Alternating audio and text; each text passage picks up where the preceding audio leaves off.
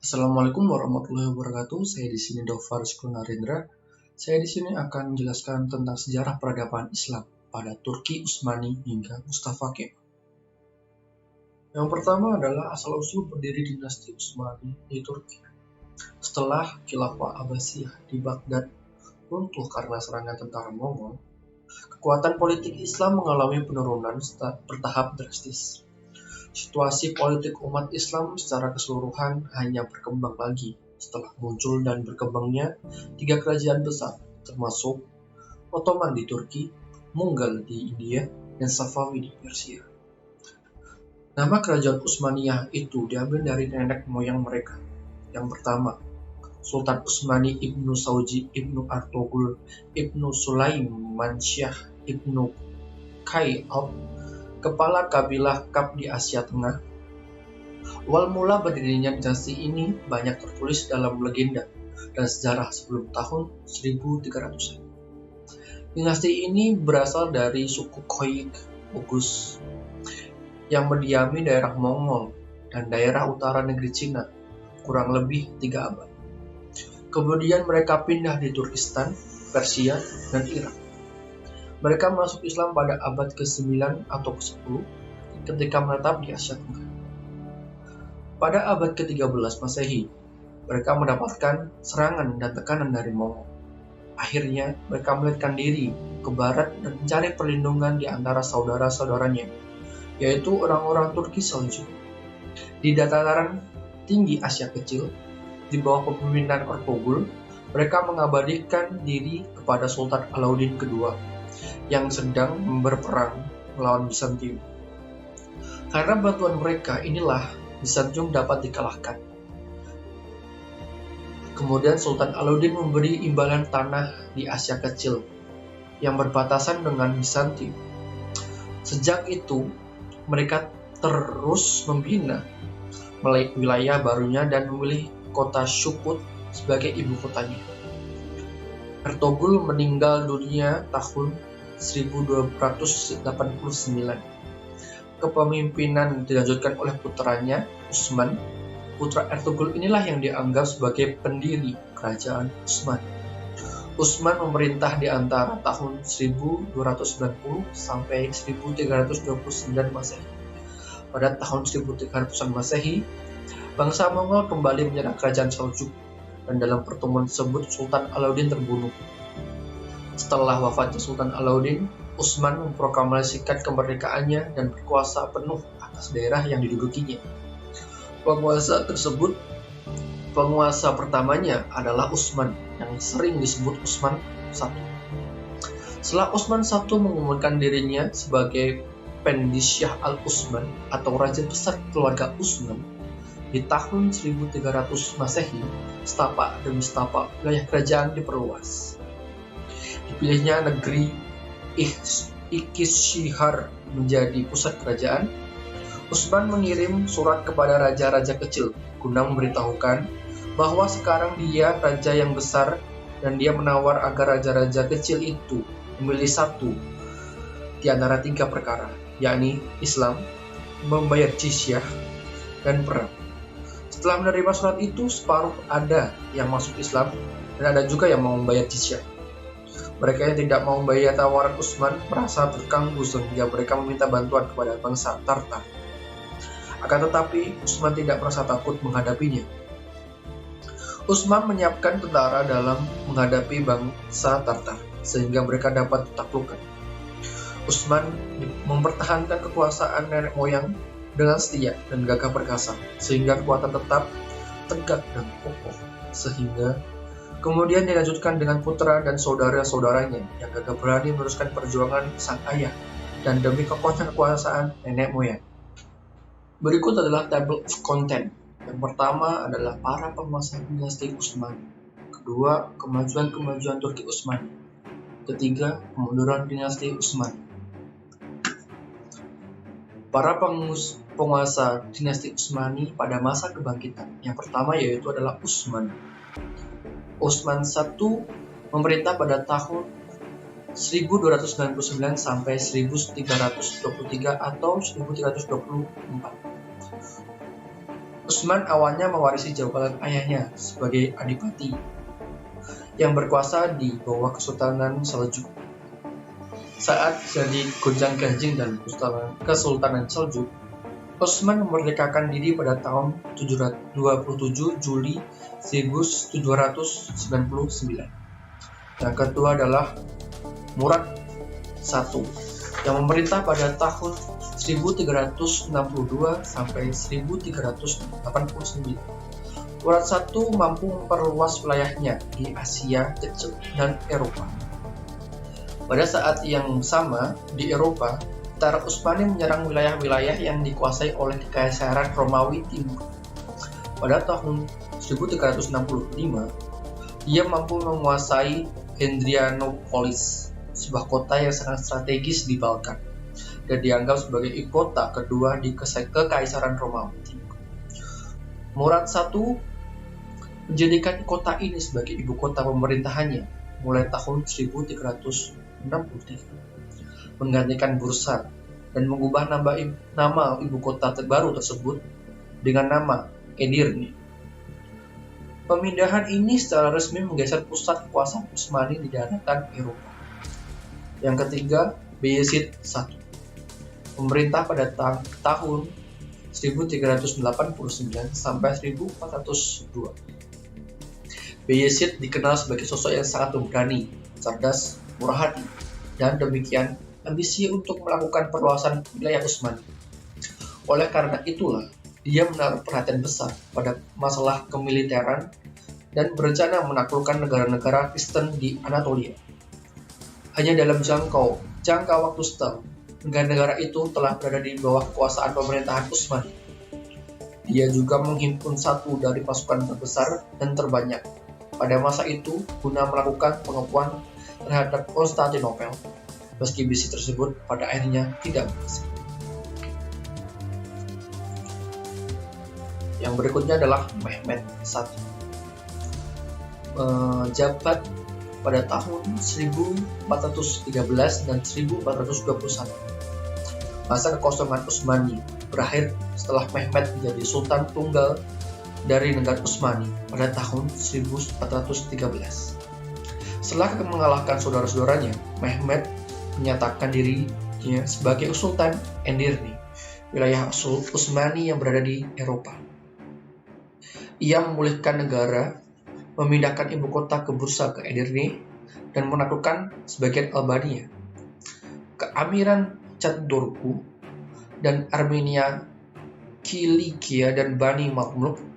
Dia kemudian juga mengangkat Bayezid Pasha sebagai Wazir Agung atau Perdana Menteri. Mempertimbangkan sejumlah pencapaiannya, Mehmed banyak menjuluki sebagai pendiri kedua Kesultanan Utsmaniyah. Yang kedua adalah Murad II, yang menjabat pada 1421 sampai 1444. Pemerintahan Murad II ditandai dengan peperangan panjang melawan para bangsawan Kristen di Balkan dan sebagai kadipaten Turki di Anatolia. Konflik yang berlangsung selama 25 tahun. Ia besar di Amasya dan naik tahta setelah kematian ayahandanya. Berikut para penguasa dinasti Utsmani pada masa keemasan. Mehmed II menjabat pada 1444 sampai 1446. Masa kekuasaan kedua ini dikenal karena penaklukannya atas Konstantinopel pada 1453. Yang kedua adalah Bayezid II 1481 sampai 1512. Bayezid dikenal akan kebijaksanaannya memberikan suaka kepada umat Yahudi dan Muslim yang diusir dari Andalusia setelah penaklukan Granada. Pada masa kekuasaannya, Utsmani terlibat perang dengan Mamluk dan Fenisia, juga menyaksikan kebangkitan bangsa Safawiyah di Persia yang menjadi pesaing berat Utsmani selama beberapa abad berikutnya. Yang selanjutnya adalah Schelling I yang menjabat pada 1512 sampai 1520, dikenal akan perluasan wilayah kesultanan secara dramatis menjadi khilafah setelah bangsa Abbasiyah menyerahkan kedudukan tersebut pada 1517 berkuasa sampai wafat. Selanjutnya adalah Sulaiman I, menjabat pada 1520 dan sampai 1566. Pemimpin Utsmani yang berkuasa paling lama. Di masanya, banyak yang menyebut bahwa Kesultanan Utsmaniyah berada di puncak kejayaan. Dia berkuasa sampai wafat. Selanjutnya adalah Selim II yang berkuasa pada 1566 sampai 1574. Pada bulan September 1567, Sultan Selim II mengeluarkan perintah untuk melakukan ekspedisi militer besar-besaran ke Aceh.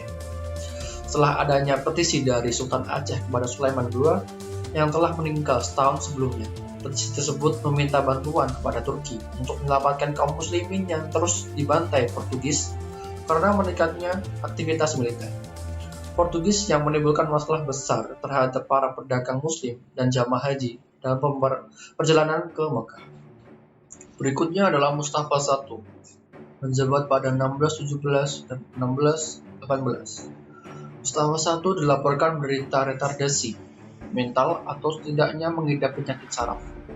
Semasa pemerintahan saudaranya, ia dikurung di ruangan penjara selama 14 tahun. Sejak ia memerintah, tampak jelas bagaimana tangan-tangan asing memainkan peran dalam penentuan, penetapan, dan pemecatan para khilafah. Pada 1618, ia diturunkan dari tahta dan digantikan oleh Utsman II. Selanjutnya adalah Utsman II yang memerintah pada 1618 sampai 1622. Ia naik tahta pada usia 14 sebagai akibat kudeta terhadap pamannya Mustafa I. Walaupun muda, Utsman II Safera mencoba menampakkan diri sebagai penguasa dan setelah mengamankan perbatasan timur khilafah dengan mendatangani perjanjian damai dengan Safavid. Secara pribadi, ia memimpin serangan atas Polandia selama perangan Jago-Jago Moldova.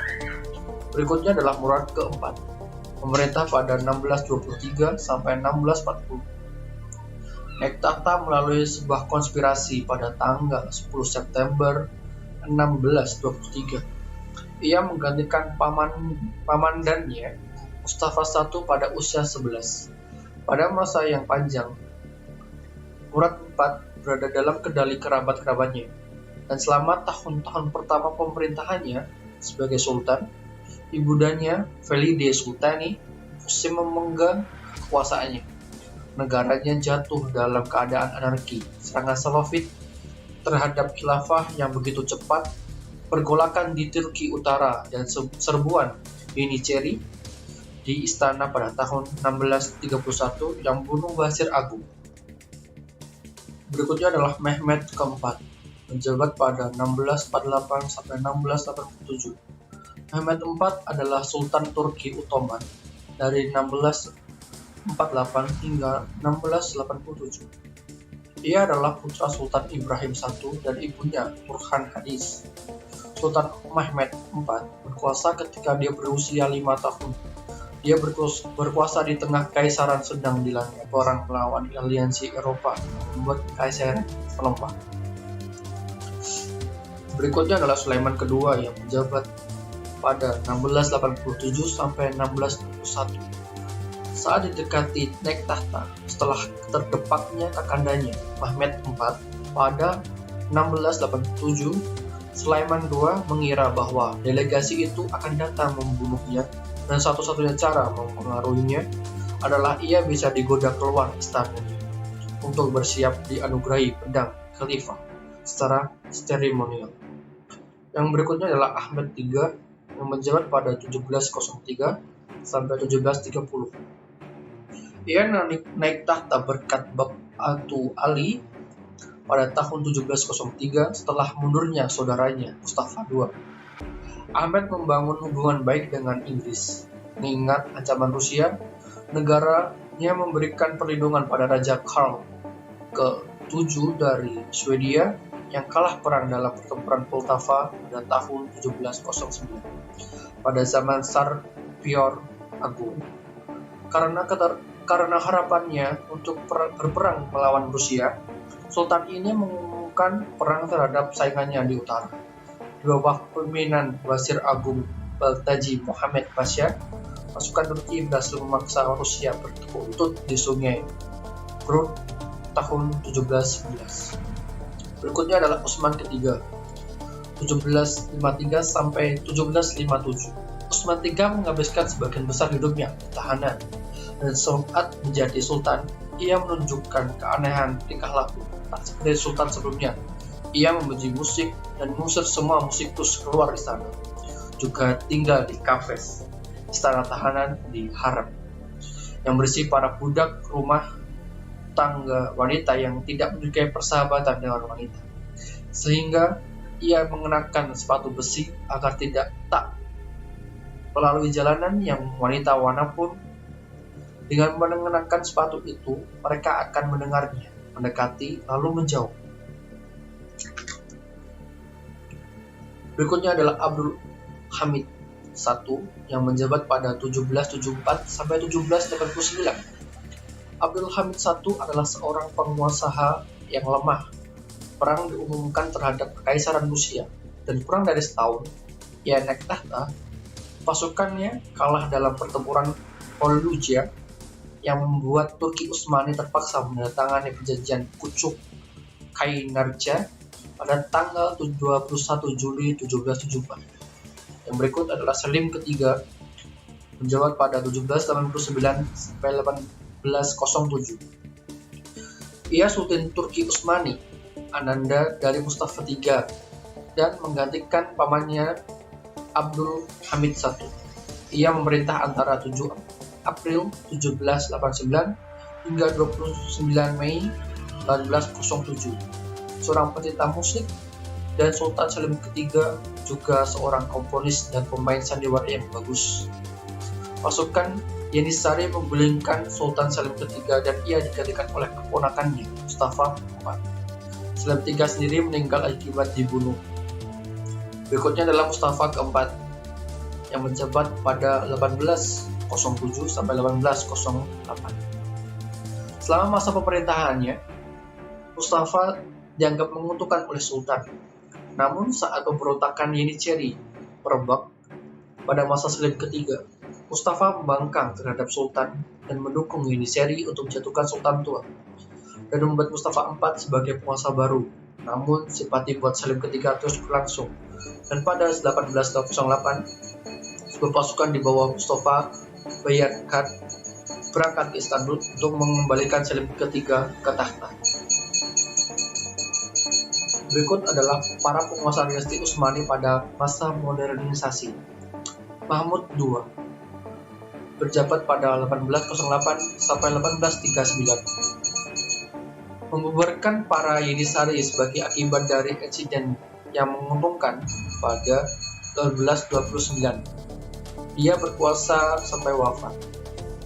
Berikutnya adalah Abdul Majid I yang berkuasa pada 1839 dan 1861. Mengumumkan pemerintah Kekaisaran Hati Syarif dari Gulhani Tazimat Firman yang meluncurkan periode reformasi dan reorganisasi Tazimat pada tanggal 3 November 1839 atas usulan tokoh reformasi Wazir Agung Koca Mustafa Rashid Pasha atau Great Mustafa Rashid Pasha. Berikutnya adalah Abdul Aziz. Ia menduduki tahta pada 1861 dan dicopot dari kedudukannya 1876.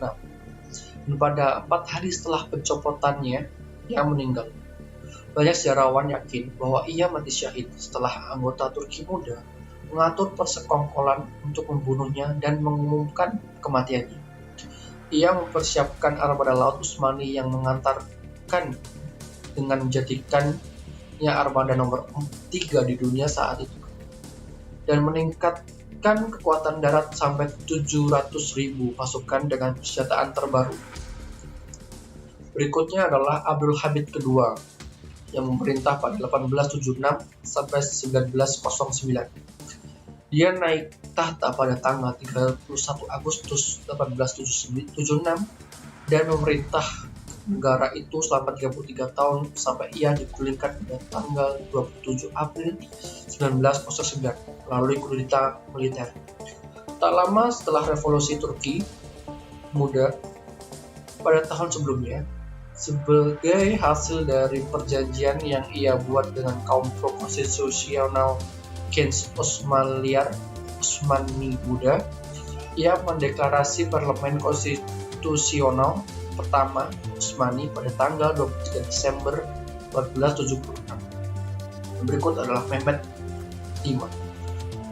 Berkuasa sebagai simbol belaka dengan kendali pemerintah berada di tangan tiga pasha, Mehmet Talat, Isman Enver, dan Ahmad Kemal sampai wafat. Selanjutnya adalah Abdul Aziz. Perang Dunia Pertama adalah bencana bagi Kekaisaran Ottoman. Pasukan Inggris dan Sekutu telah menaklukkan Baghdad, Damaskus, dan Yerusalem selama perang, dan sebagian besar Kekaisaran Ottoman dibagi di antara Sekutu Eropa. Pada 10 Agustus 1920, perwakilan Mehmet menandatangani Perjanjian Sèvres yang mengakui mandat dan mengakui Hijaz sebagai negara merdeka. Selanjutnya adalah pada masa revolusi Turki yang dipimpin oleh Mustafa Kemal yang menjabat pada 1923 sampai 1938. Namanya adalah Gazi Mustafa Kemal Pasha. Adalah seorang perwira militer dan negarawan Turki yang memimpin revolusi negara itu. Ia juga merupakan pendiri dan presiden pertama Republik Turki.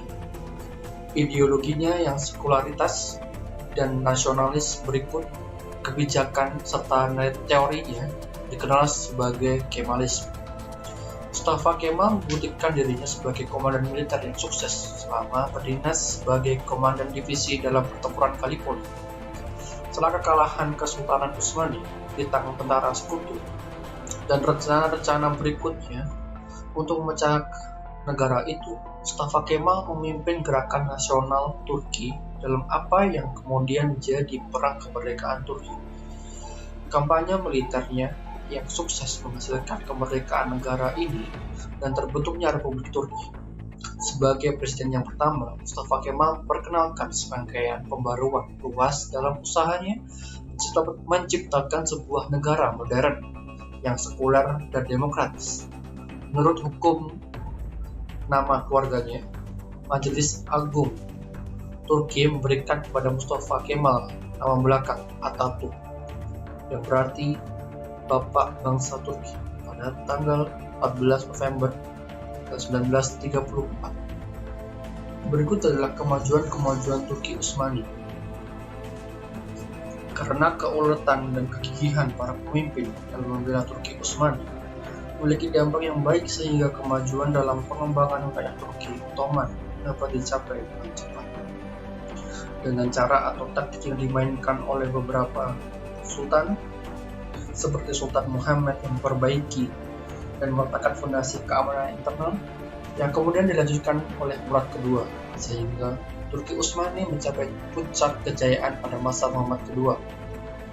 Upaya ini diikuti oleh raja-raja kemudian, sehingga dikembangkan oleh Sultan Sulaiman Al-Qanuni yang pada saat itu mengerahkan ekspansinya ke arah timur dan ke barat, tapi seluruh wilayah Sultan Utsmania, sehingga Sulaiman mampu menguasai wilayah Asia Kecil. Kemajuan dan perkembangan Kesultanan Utsmani terjadi lebih cepat, dan kemajuan mengikuti dalam bidang kehidupan penting lainnya, termasuk pertama adalah bidang kemiliteran dan pemerintahan. Hal yang dilakukan oleh Kekaisaran Ottoman adalah yang mengatur taktik yang benar dan terstruktur, strategi tempur dan kekuatan militer. Sejak kepemimpinan Ertugrul sampai Orhan, telah ada periode pelatihan kekuatan militer. Perang dengan Byzantium adalah awalnya pusat pelatihan militer, sehingga dibentuk satuan militer disebut Janissary atau Inki Syariah. Selain itu, Kerajaan Ottoman menciptakan struktur pemerintahan dengan otoritas tinggi di tangan Sultan yang dibantu oleh Perdana Menteri yang membawahi gubernur. Gubernur mengepalai wilayah tingkat 1 dan di bawahnya ada beberapa gubernur. Mengatur urusan pemerintahan negara pada masa pemerintahan Sultan Sulaiman I, sebuah undang-undang yang disebut Multaqo disahkan. Al-Adbur yang menjadi kepala hukum Kekaisaran Ottoman sebelumnya. Munculnya reformasi di abad ke-19 karena jasanya di akhir namanya ditambah gelar Al-Qanun. Yang kedua adalah bidang ilmu pengetahuan dan budaya. Budaya Ottoman adalah campuran dari berbagai kebudayaan. Di antaranya, budaya tersebut adalah budaya Persia, Bizantium, dan Arab. Mereka telah mengambil banyak pelajaran dari budaya Persia seperti adab dan sopan santun di istana raja, organisasi negara dan militer sebagian besar didapat dari Bizantium, dan ajaran prinsip ekonomi, sosial, dan ilmu pengetahuan dan huruf diambil dari Arab. Dalam bidang sains di Turki Utsmaniyah tidak begitu menonjol karena mereka lebih fokus pada aktivitas militer, sehingga tidak ada ilmuwan intelektual Islam terkemuka di Turki Utsmani. Selanjutnya adalah bidang keagamaan. Agama memainkan peran penting dalam tradisi masyarakat Turki dalam bidang sosial dan politik. Masyarakat digolongkan berdasarkan agama dan kerajaan itu sendiri terikat dengan syariah. Seperti halnya dengan fatwa ulama menjadi hukum yang berlaku. Oleh karena itu, ajaran torikot yang juga dikembangkan dan berkembang di Kesultanan Utsmaniyah. Para mufti menjadi pejabat tertinggi dalam urusan agama dan mereka memiliki wewenang untuk mengeluarkan fatwa resmi tentang suatu masalah agama yang terjadi dalam masyarakat. Berikutnya adalah kemunduran dinasti Utsmani. Dalam kekuasaannya, wilayah kerajaan Ottoman terbentang dari 3 benua, Eropa, Asia, dan Afrika Utara.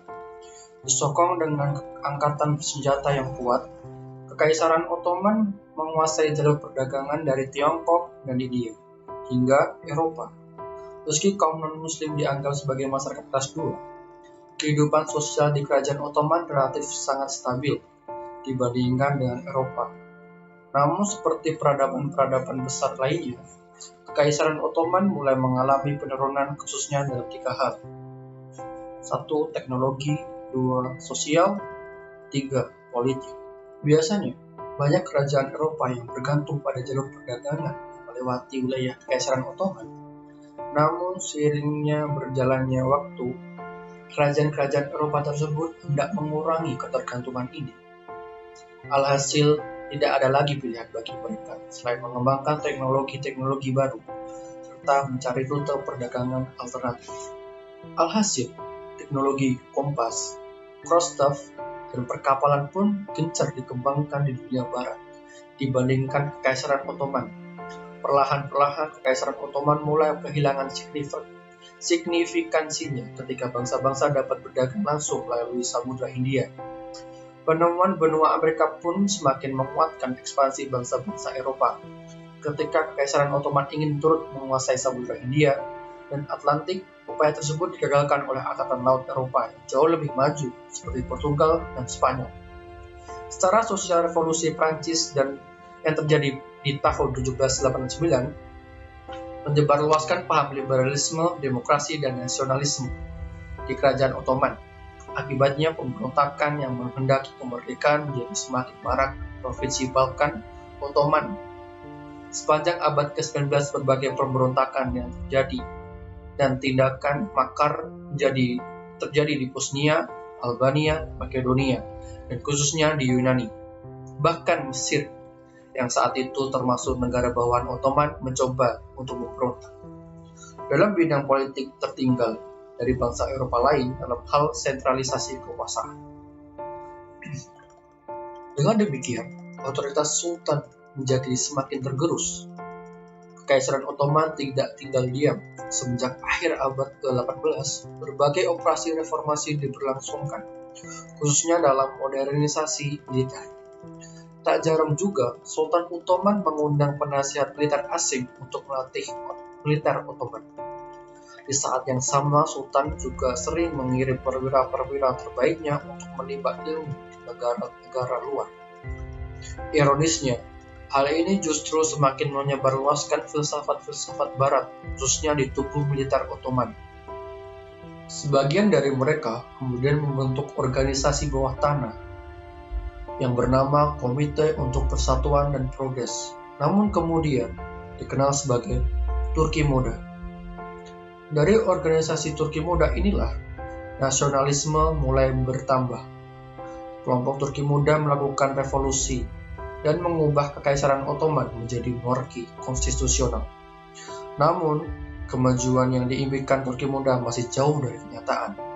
Di bawah kepemimpinan 3 jenderal yakni Talat Pasha, Cemal Pasha, dan Enver Pasha. Otoritarisme dari militer justru semakin merebak.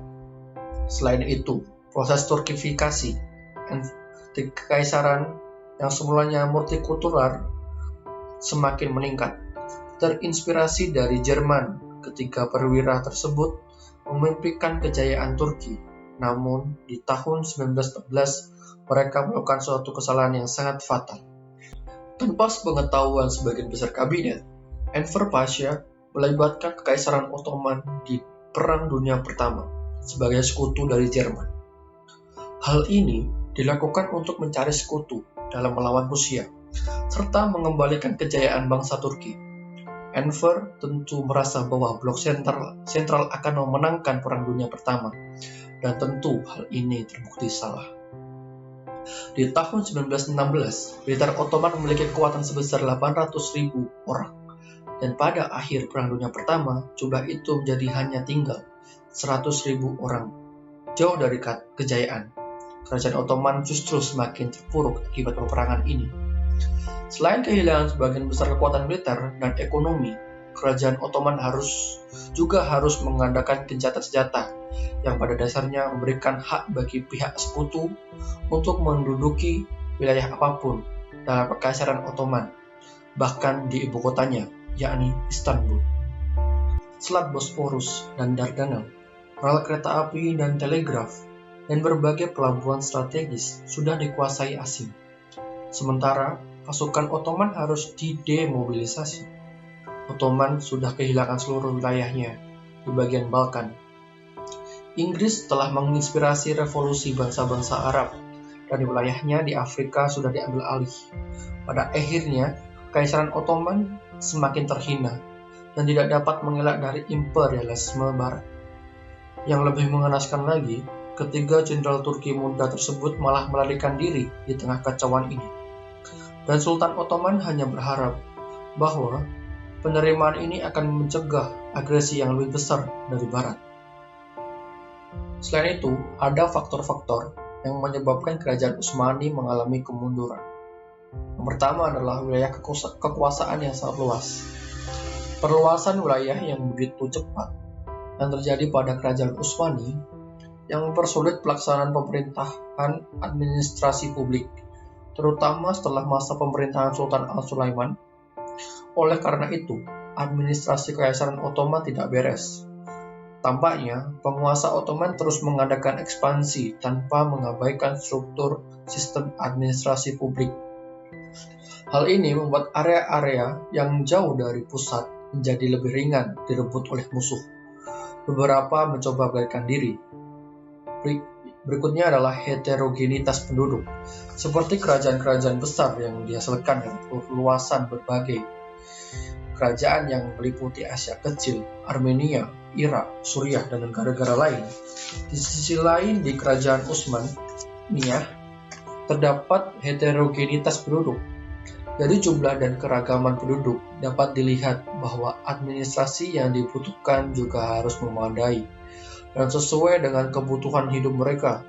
Namun, Kekaisaran Ottoman pasca Sulaiman tidak memiliki administrasi publik yang baik, dikombinasikan dengan pemimpin yang sangat lemah dan memiliki kelakuan buruk. Yang ketiga adalah pemberontakan tentara Janissar. Pemberontakan Janissary terjadi 4 kali, yaitu pada tahun 1525, 1632, 1727, dan 1826. Pada masa belakangan Janissary tidak lagi menerapkan prinsip seleksi dan prestasi. Keberadaannya didominasi oleh keturunan dan kelompok tertentu. Hal tersebut menyebabkan kerusuhan.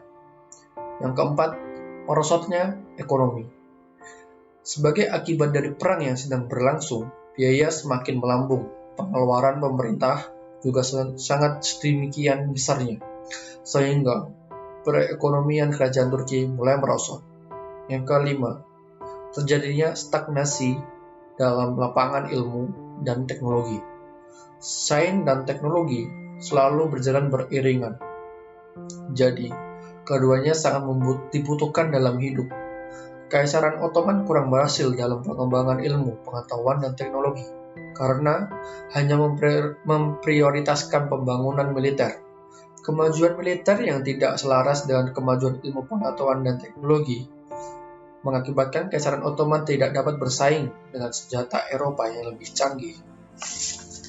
Berikut adalah penjelasan terkait peradaban Islam pada masa Kerajaan Utsmaniyah hingga Mustafa Kemal. Mohon maaf jika ada kesalahan bacaan dan kesalahan dari penulisan. Terima kasih. Wassalamualaikum warahmatullahi wabarakatuh.